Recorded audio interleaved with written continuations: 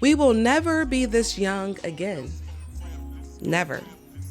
We can be stronger, wiser, kinder, better. Better. Yeah, we're getting better. How? Pain, change, and change hurts. It also feels good too. There's joy, peace in the middle of the storm, love, a whole lot of love. I should know. In the last quarter of 2017, I moved to Houston, Texas, baby. Population 2.3 million. From Rochester, New York, population 207,000.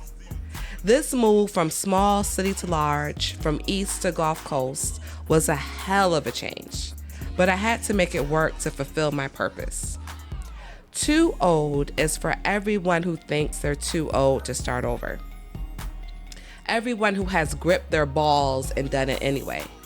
Everyone who takes risk, everyone who was scared, everyone living their best lives, and everyone who is tired of letting life pass them by. Too old is for you. Today we have the lovely treasure. Yes, aptly named comedian, daughter, host, a light. You know, I love the written word. It's my life's work. So we'll start with a short blog that I wrote. Then I'll kick it to you, get your feedback, anything resonates, and then we'll do the interview. Okay, that sounds good. Sounds good. And we know that all things work together for the good of those who love God, to those who are called according to his purpose. I'm pissed when I step outside of the Riot Comedy Club. Pissed is too strong of a word. I'm annoyed, a bit shocked. When I walked in, I felt good. My white column dress with my white ankle boots, gold cluster earrings, and chunky gold bracelet were serving goddess vibes. My makeup and haircut were popping. Face card screaming, never declined. Inside, the vibe was cool. I sat next to a cute natural chick at the bar. One of the young comedy niggas joined us. Rachel came through. The contest ran smooth. So did my set. My entrance shifted the atmosphere. Had folks dancing in their seats. I landed every joke, infused some crowd work. It was giving Black Queen effortlessly. So when my name wasn't called for top 3, I smiled politely, then catwalked to the street. As I waited for my lift, everybody and their mama stopped me. You were so good, my favorite. I voted for you. I don't know how you didn't win. To all of this, I gave quick quips and kept my grin. P.S. Today's opening quote is from Romans 8:28. All things work together for my good. Not some, not most, nigga, all. PPS, after the contest, I vented to a friend who, per usual, went into full-blown dad lecture mode. And per usual, I rolled my eyes and thought, nigga, I know that. Until he said, you need to go harder. I gripped my metaphorical nuts. Huh? Like, you go hard now, but you need to go harder. Like you're holding back. There's a whole nother level, new gear you haven't hit yet. I nodded. You right. I gotta go smarter. PPS, these motherfuckers done woke up the beast. PPPS, white folks are tricky. They smile and say one thing, but vote another. Next month, we shall see. And without further ado, Miss Treasure. First, when you said you was mad coming out of the riot, I was like, oh, her car got towed. Because I try common. it sometimes. Right. With parking wherever I want to park over there. Yeah. I'm sorry you didn't win. But also, Thank you. it don't matter. Yeah, it doesn't. It really doesn't matter. Right. It's hard, though. I think I've told you this before, or at least I've said it on stage and then looked at you. I definitely have trouble with my ego that I'm trying to work on. And so not winning anything can be like difficult. For sure. It can hit harder than it's supposed to. But I like what your friend said to you. Because sometimes if sometimes when we don't win, or at least for me, I'll be like, okay, well, I did my best, so why wasn't it good enough? But it's like, okay, well, was it your best? Is there anything that you can give more? So I like that your friend said that to you. Yeah, that's fair. That's a good friend. So when you say that you try to contain your ego, because the ego is a term, it's one of these like new age terms you hear a lot, right? How are you defining ego?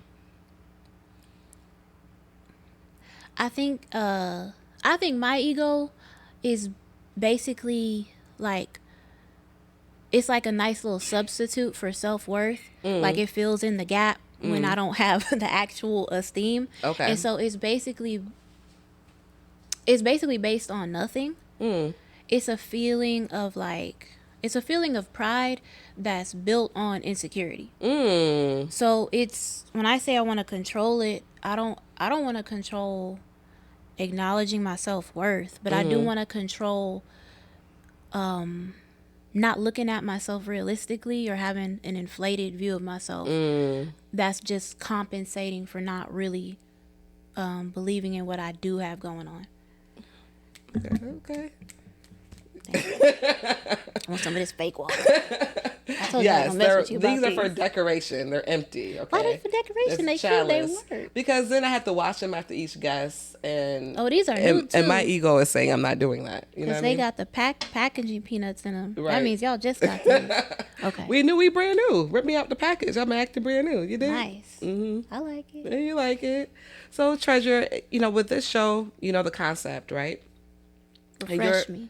Well, it's about aging. Okay. Yeah. And I want it to be, or it's intergenerational, right? So may I ask, how young are you? 29. 29. Okay. So how are you feeling about being 29? I have a good friend that's very honest.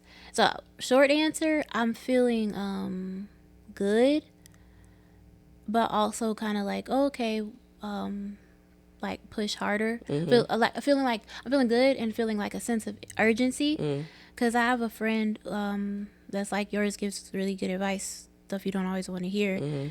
And she was like, you're about to be 30. And I was like, that's next year. And she was like, that's in 7 months. And I was like, oh, because something's next year. In my mind, it was like, okay, if it's next year, it's 12 months away, regardless of when I was born. Right. Is how I was. That's how your math was working. Wishfully thinking about it. So I do feel, I feel good, but I do feel a sense of urgency.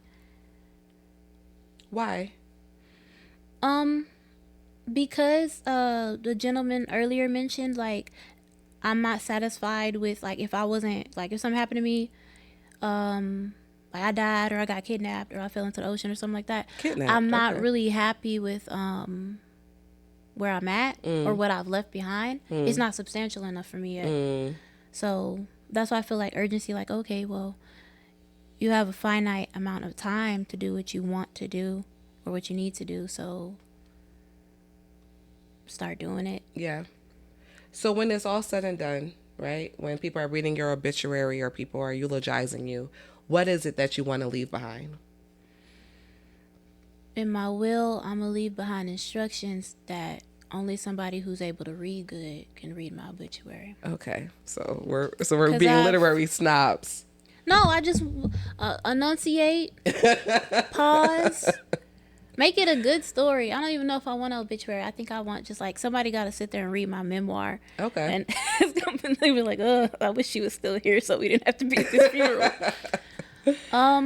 What I want to leave behind though is the reason why I like comedy is because it has made me feel good. So I want to leave behind a body of work that include writings and interactions and experiences that make people feel good, so that people can look at what I said or what I wrote, or they can remember experiences that they had with me or that we had together, and that can fuel them to feel good and to do good. And I want it to be funny. I do want to leave behind quality comedy. What brought you into comedy? When and how did that happen? Short answer is I started in January of not 2023, January of 2022. Okay. I've always liked making people laugh, especially my mom. That always seemed like a gift to me, like, because people make a big deal about it because they're always like, oh, you're funny. And it's like, oh, well, this must be something special if you're saying something about it. Right. So it seemed like, Excuse me. it seemed like, I don't know if you say bless you to a cough because it's like. No, but I felt that energy. I felt like you, okay, yeah. You can keep doing that little hand thing you did. It feels like something special. So it felt like something that I always wanted to do. Not be a comedian, just make people laugh. Because the idea of being a comedian itself, like as a job, didn't ever enter into my mind as a possibility. Okay. It's like one of those jobs that you don't know exists. Like I knew it existed, but it just wasn't like something tangible for me. And then when I was like around, I have a terrible concept of time. It could be anywhere between 15 and 20. Okay. Or 15 and 25. Okay. But that's when I wanted to actually be a comedian. And a big part of that is because I was going through some really, really dark, hard times. And one of the things that allowed me to just get the strength to do anything, to like just go ahead and eat, go ahead and just sit up, was being able to laugh. And specifically a lot of that was me laughing at Conan O'Brien. And I was like, oh, well, he's, especially since a lot of his remotes, he's not even doing stand-up, he's just being funny around people. Yeah. I was like, that has worth. It had worth to me. And so I was like, oh, this has worth as a thing. And I'm not talking about money. I mean, like, it has a place in the world. There's a place for this. There's a calling or whatever you want to call it. So that made me want to be a comedian specifically, even though Conan's never been a stand-up. Never? Until recently. Oh, okay. Yeah. But yeah, he started off as a writer. And then I didn't know that. Immediately got on late night. Okay. Yeah. So for yourself, because there's so many different avenues within comedy, like you're just illustrating, right? Like, what is the vision that you have for your career? Mostly stand-up, because I feel like it's the purist sounds like obnoxious, but it's, I guess I'll say raw then. Like, it's a very raw form of telling a story. So I really do want to develop my skills in stand-up. And then I think acting would be fun. Acting would be fun. And then writing is very important to me. So I want to be able to write stories, whether they're like short stories or novels. I definitely want to write a comic book because that's the world that I work in. I work at a comic book shop. Oh, that's cute. Yeah, I think so. They probably be hitting on you like crazy. Nah, but anyway. you lie through your teeth, Treasure. Don't play with me. But it's sad. Somebody told me that a person was hitting on me after the person walked away. Oh, because you didn't know? No, and I was like, I was wondering why he was still talking to me because this conversation could have been over. And when they explained that to me, I was like, oh, okay. So do you find you're somewhat oblivious to like attention from the opposite sex or same sex, Yes. Sometimes. Often. Okay. How did you and your boo, what was y'all meet cute story? Did y'all meet through comedy? Okay. I don't think it's cute. We'll be the judge of that, Treasure. Spill the beans. We were a secret group the first time I saw him. And he was smiling at me and just being really nice, which sounds like, dang, he was smiling. You got a low bar. But all you need is teeth. But I mean, you got good ones. I remember he said something to the effect of like, "Oh, you're one of the assholes now." Like one of us. Okay. Yeah. Like, because it was just mostly guys there that night, and they had been talking about most nights. Yeah. I don't even know why I qualified it like that. It was mostly guys there as per usual, and that made me feel included, but also seen because I can be a little bit of an asshole, and so it was like sometimes people see me and they make assumptions that I genuinely appreciate. They're like, oh, you're so sweet, which I appreciate because I do have that too. But I don't know, it just made me feel seen. Like that dark side of you as well. Like, yeah. So that that was nice, but that didn't translate to me thinking they was flirting with me. Yeah. That was the first time I was attracted to him. Then later on, I saw him, and he was like, "Do you want to go out?" I was like, "What?" And and so yeah, we went out, and yeah, that was that. That's cute. See? So I want to go back to something though, right? Because you mentioned, and I haven't asked any other female comedians this question. What is it like being in this male-dominated field? How do you feel as a woman on the comedy scene? I do get nervous about people assuming that I'm not gonna be funny, and then that already being in their mind before I start talking. Yeah. But then also like a challenge, because challenges are fun, and then also that ego is like, oh, see, I am funny. Like I don't know why I got aggressive. Yeah, yeah. But so I like proving people wrong. That's fun. But other than like worrying about that, worrying like, okay, I'm a little cute. Am I getting any attention for that? Because that'll make me mad. Because, well, like time, like if I got extra time for something like that, that would make me mad though. Like, well, because You get extra time at my shit because you're cute. oh, okay, well that's different though. That's different. The cute and those are different things. You talking about lust? Yes. Okay. It's a word for that. I got you. It's a word for the noises I was making. Yeah. I got you. That's what we do. Yeah. So, So I worry about that. And then also, I would say that those are my main worries. Has it empowered you as a woman doing comedy? I think so. I don't know if I can say. I don't know if I can say like it specifically has empowered me as a woman, or I can just say it specifically has empowered just me as Treasure. Yeah. But it's definitely empowered me. So, and I am a woman, so. Right. How so? Because a lot of the time in my life, I feel like people don't really feel like listening to what I have to say. So when I get on stage and people are like listening, especially and I love it when I can make everybody laugh. Yeah. That's a good feeling.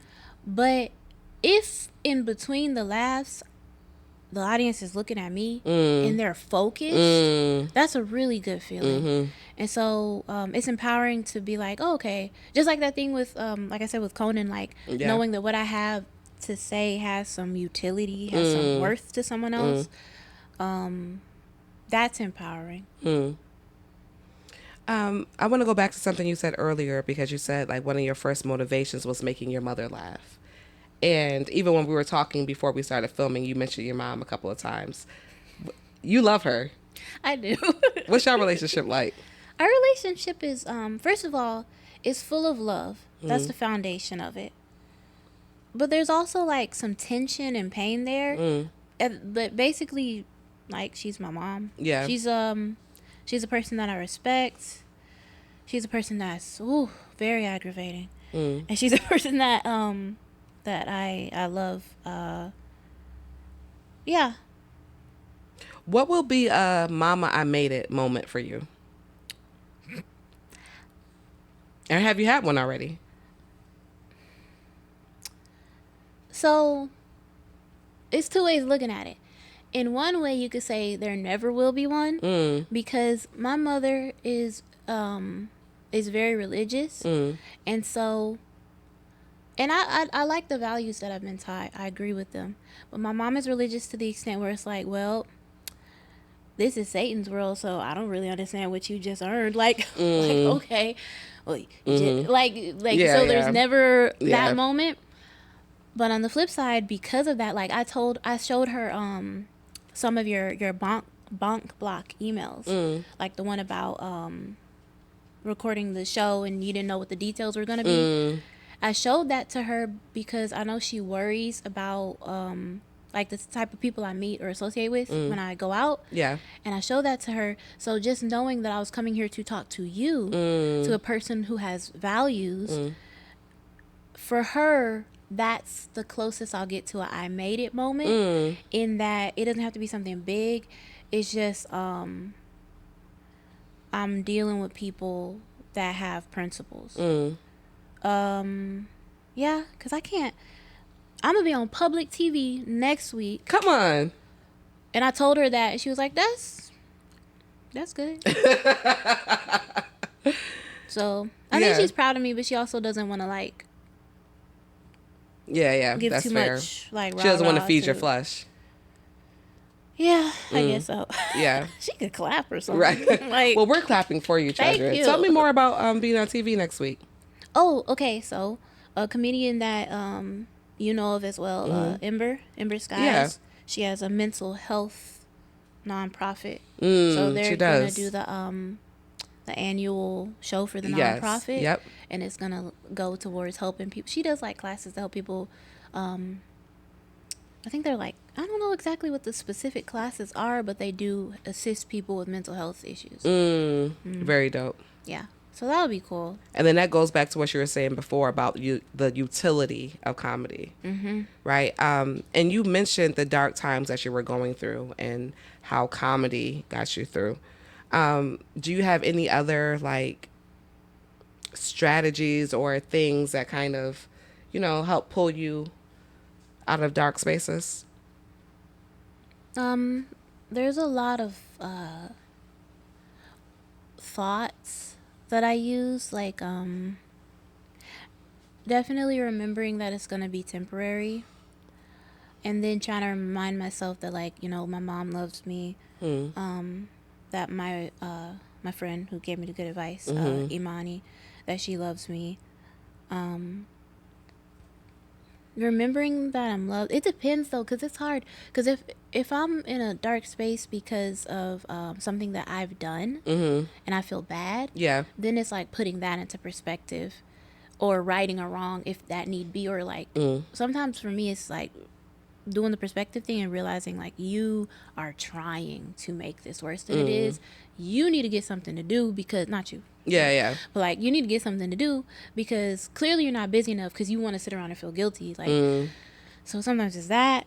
But if it's just like, because I do have depression, so if it's just out of nowhere, that I have to, what would help me more is if I got my little routine together, because when I have it together, it's like, okay, something to fall back on. Yeah. But just not giving up, having chosen to not give up a long time ago, so that when I do have those dark times, I can go back to that. Like, I feel like I'm rambling, but no, you're not. You're good. It's like when you get married, you made like that vow and that commitment, and then later on it's like, man, but he ugly. But then you remember you remember that you made that vow, so you're like, I guess I'll make it work. Right. So I told myself a long time ago that I wasn't gonna ever give up. So even when I feel like there's no point, like at all, I do honor that that commitment that I made to not give up. Yeah. That too. Yeah. I just want to speak plainly, because I get what you're kind of talking around. Okay. And both. Too. Yeah. Suicide, and to not just stagnate completely. Like, if I have to sit down and not be productive for a week or a month or a year, which really sucks. Yeah. Because I'm feeling bad. Okay, fine. But at some point, I have to make steps towards doing something that makes me feel like I'm not stagnating. Gotcha. It makes me feel like I'm moving forward. That's what that commitment is to me. Yeah. And this is the double-edged sword of comedy, right? Because a lot of our comedy comrades are suffering from the same type of things, right? And we're out here to give joy and light and laughter to other people, but often it's like this silent suffering. So I just want to take a moment, and we've had these moments a lot off camera, but on record, I want to just thank you for being a treasure.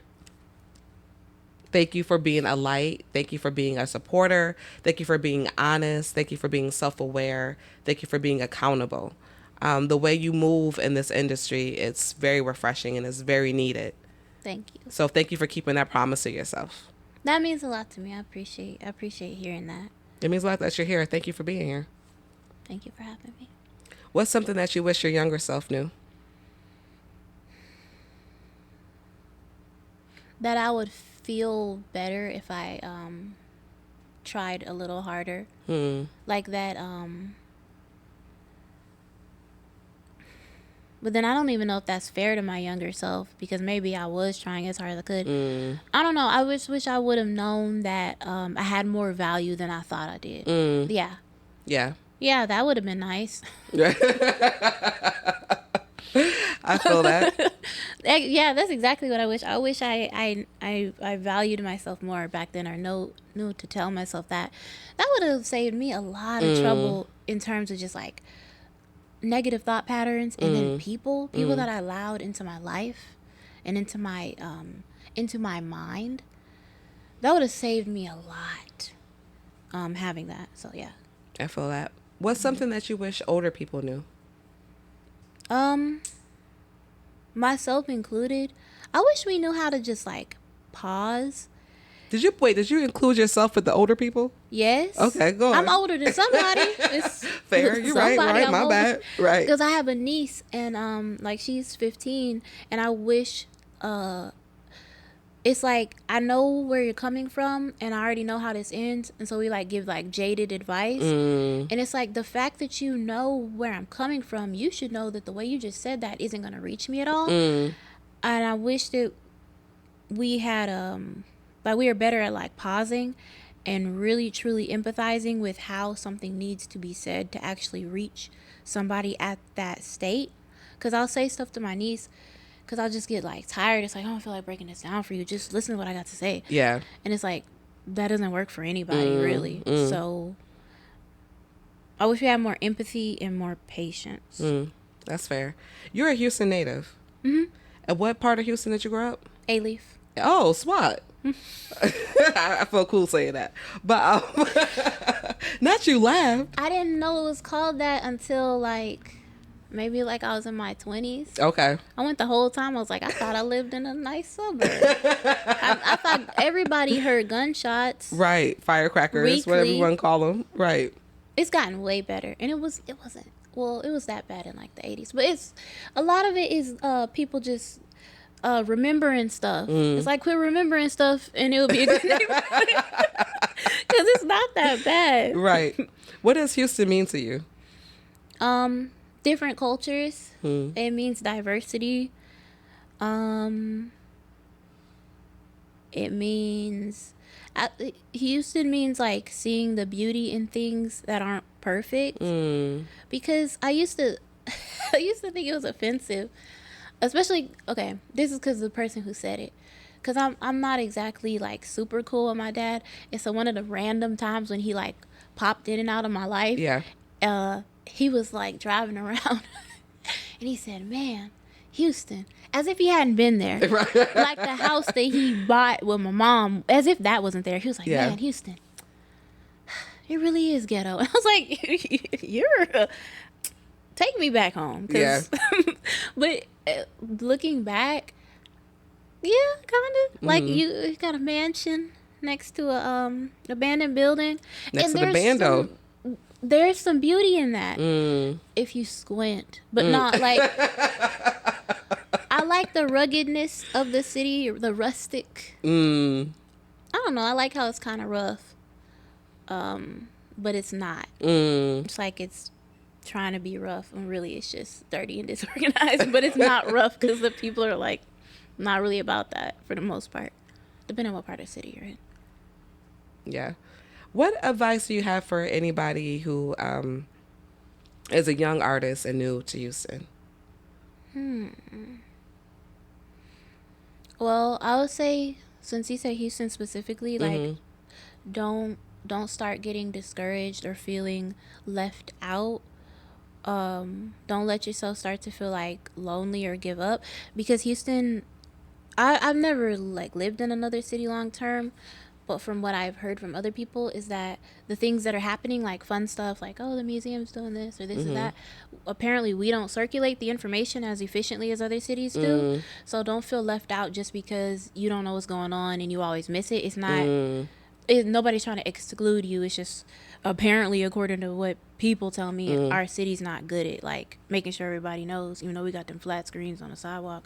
But those are like only in the particular areas. Yeah. So.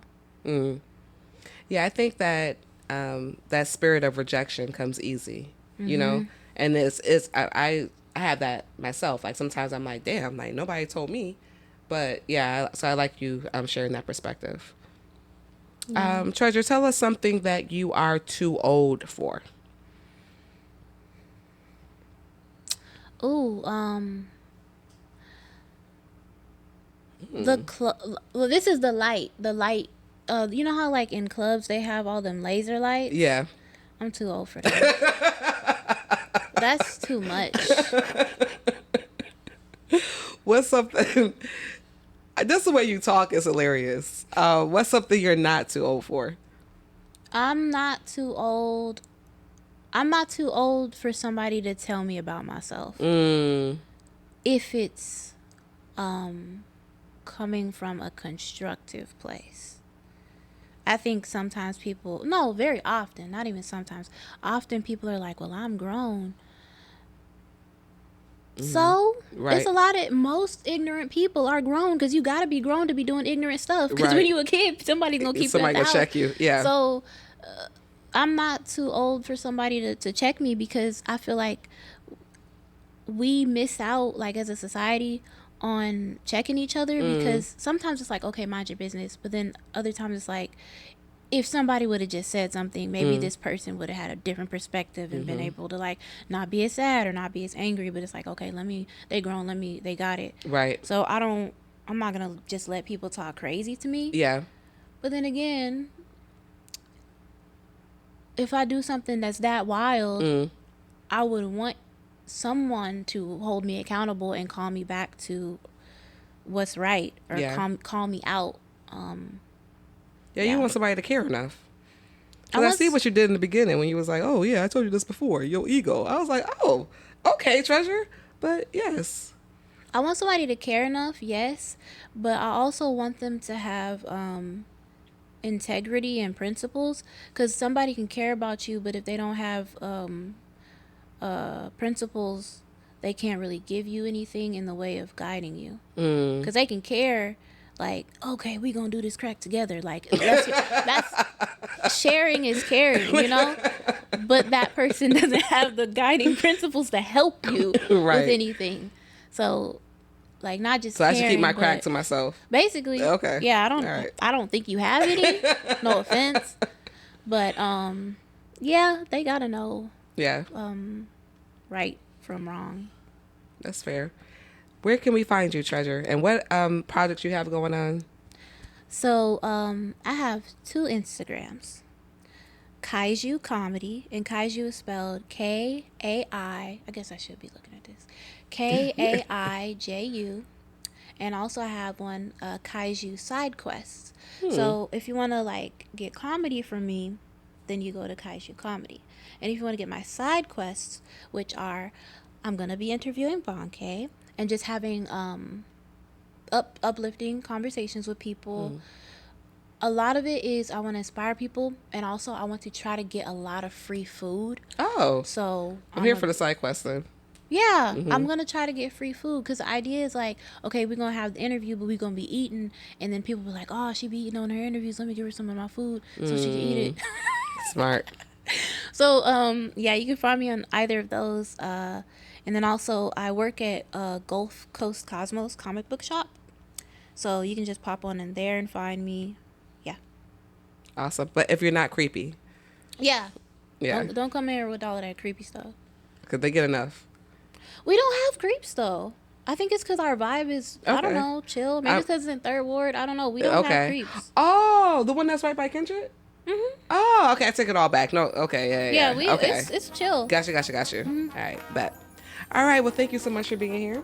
Thank you guys for tuning in. We love you. God bless.